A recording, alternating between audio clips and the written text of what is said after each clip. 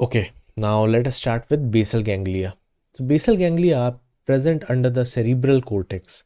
Basically, these are situated at the base of the forebrain and top of the midbrain. So observe that I've used R with basal ganglia term. So basal ganglia term is basically plural. So make sure when you use basal ganglia, you use it as plural. Okay, now it is made up of white matter mostly, which is composed of a number of tracts. So I think you know already what tracts are in our last slide. Now there, the gray matter is present deep inside the cortex, unlike the white matter. So you can see in this image what is white matter and what is gray matter. Okay, the basal ganglia are made up of caudate nucleus, putamen, and globus pallidus, and amygdaloid nucleus. Now let us try to find out where these are. So this is our brain. Let me show you where these components are in basal ganglia. So the first one is caudate nucleus.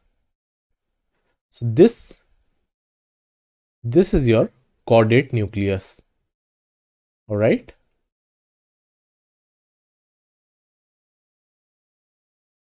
Okay. The next one is putamen. So let's try to find out where putamen is. Okay, I hope you can see the difference. This is putamen.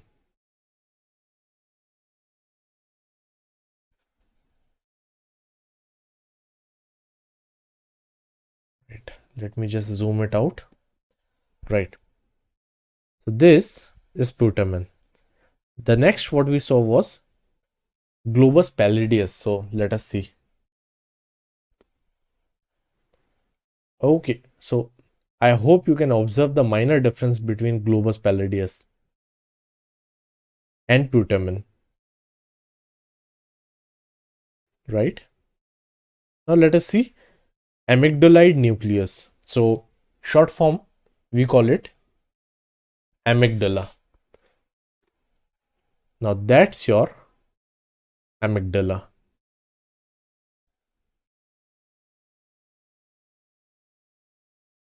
Right.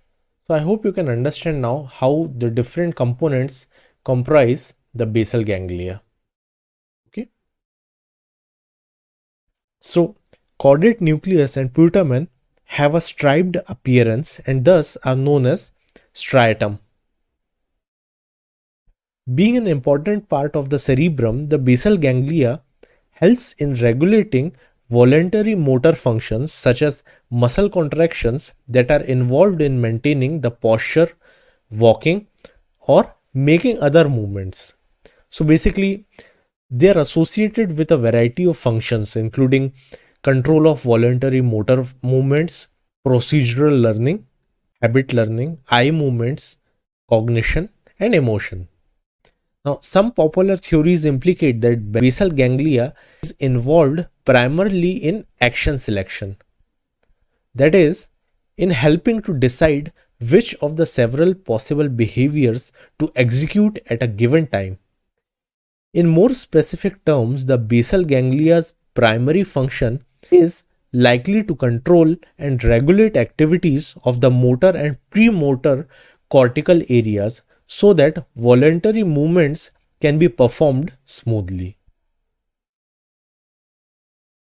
If there is any damage to the blood vessels in this area, it causes a local interruption in the blood flow, causing tissue damage or stroke locally. This causes a partial paralysis on one side of the body with problems in vision too. Parkinson's disease is caused by the degeneration of certain neurons in the midbrain that sends its impulses to basal ganglia. The disease causes the person to experience weakness, tremors, poor balance, rigidity of limbs, and difficulty in initiating movements. I have also listed down from Wikipedia some other disorders associated with basal ganglia, and you can just refer these.